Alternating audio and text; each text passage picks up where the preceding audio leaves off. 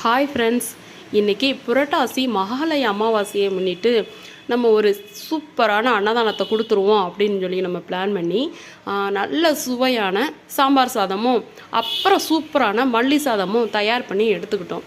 இதை பார்சல் போட்டு கவர் பண்ணிவிட்டு அதுக்கப்புறம் நம்ம ஒவ்வொருத்தரும் ஒரு வேளை சாப்பாட்டுக்கே வழி இல்லாமல் இந்த ரோட்டில் இருக்கிறவங்கள ஒவ்வொருத்தரையும் தேடி போய் பார்த்து எங்கள் கையாலேயே நாங்கள் சாப்பாடு அவங்களுக்கு கொடுத்தோம்.